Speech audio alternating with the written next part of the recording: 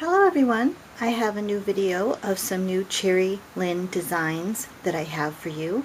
I'm going to have a set of 8 dies, and I made up some samples to show you just to give you an idea of what the dies do when they cut. So the first one is number A196. It's called Darling Daisies, and it's a set with a stem and 3 flower heads to go with it. And as you can see here, this is kind of, you cut the stem down, this is the same stem, and you cut it down to get the various sizes of the flower, and that's very cute. Lots of ideas you could make with that card, but I kind of fiddled with the 3 heads, and this is what I came up with, and I think this is just gorgeous. I think this will make you want the die in itself. You just layer those heads and you kind of get this dimensional flower, and it's just so pretty. I just think that is really nice. One of the cutest accents you can get, and so easy. You just put a brad in the middle and the hole's already poked there for you. The next die, Cheery Lynn, Mike from Cheery Lynn, he made really touted this die, the DL120. It's called the Emperor Swan, just because it's one of the most detailed and intricate dies, and it truly is beautiful. Wow, when this comes out, you're just amazed. And the first thing, when it cuts, here's the die itself. It cuts in 2 pieces. The first piece that cuts is this frame, and I did it on the foil, silver foil.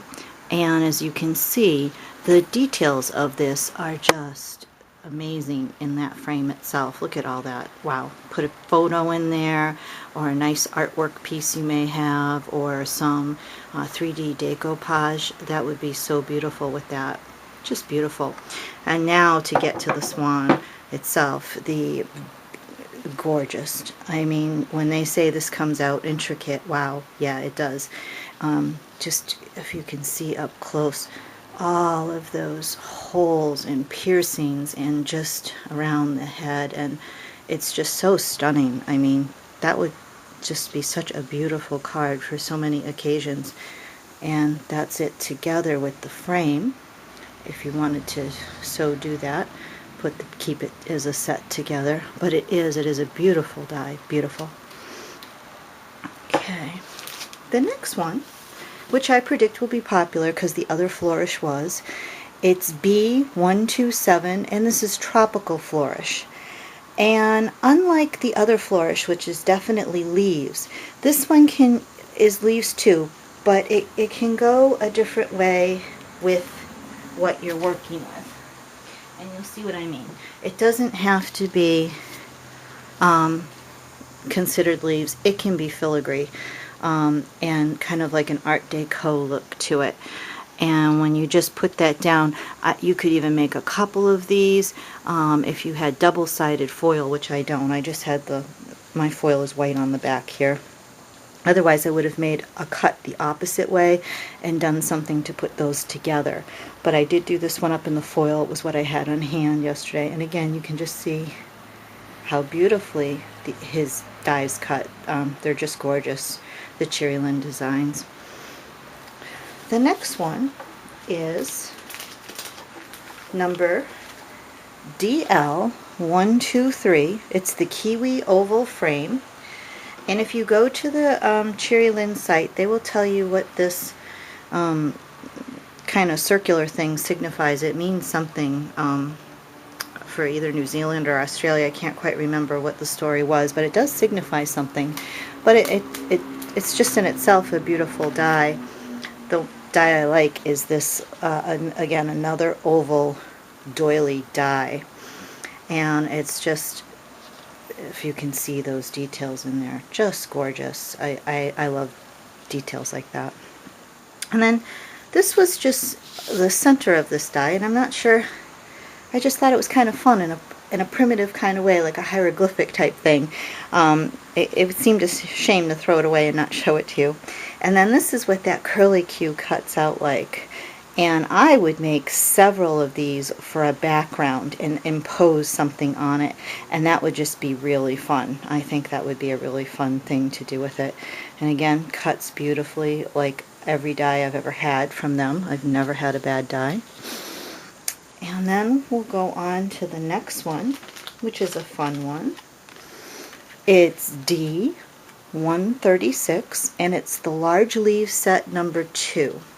And for all of those of you thinking about fall and Thanksgiving and Halloween, fun set. Let me show you what I make it. It's a set of 5 leaves.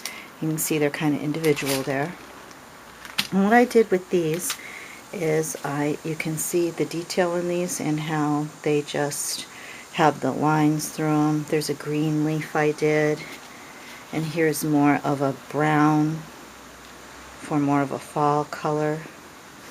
And then I did another green one in orange, kind of like when fall first starts. The leaves are half green and half orange or red, depending upon the tree itself. But you can just see how the lines in there do that. You can see it's just 2 pieces of paper I fused together, glued them, and I made a torn edge. That seemed to give a realistic look to the leaf rather than a straight edge of a cut. And then, of course, one of my favorite things is acorns. In New England, we get lots of acorns, and as kids, we gather them up in buckets and save them, and I don't know why. I think my parents always said in the winter they'd give them to the squirrels, but I'm not sure. I don't ever remember them doing that. But we gather acorns, and I'm sure they did. I just don't remember that part. But I did this in 2. I did light brown and dark brown, and so it kind of looks like the cap of the acorn, to give it a little bit of a dimensional look there. And then the last one I did was this maple leaf, and I did that torn effect again to give the 3 colors, and you can see just the details of how these cut and how beautiful they are. It's a set you'll really get enjoyment from. Okay, the next one is this one, and it's DL125, and this is kind of in the middle, reminds me of a snowflake, so I loved it already when I saw it. And this is the frame it makes with these lovely, and it's called Celtic Fire Rectangle Frame is what they call this. And I'll show you up closely just how beautifully that cuts out. So now we have a rectangle frame for our photos or artwork or whatever. And then once again, I cut out the center to show you. Maybe some of you could do something with that. That is a very cute kind of window. I don't know, I just wouldn't throw it out. I figure I could do something with it. And then we have the centers. I did a dark blue one because I think blue always looks nice on white. So I did this dark blue one. See all the beautiful details. And then I did the one that came out when I cut the frame. Just how gorgeous that is. And then you could always, these seem to be mirror images, so impose these on each other and get the 2 colors. Very nice. And then I have a couple more. This is number D137. It is the Sweet William, and I like this because what makes this different, you put this together and you get a flower with a distinctive edge. It is 2 dies with a hole in the middle, so you put that brad in the middle and you impose those, and that is such, to me, it make a big bunch of these on a card, and that looks like such a realistic flower in the lines. It's beautiful.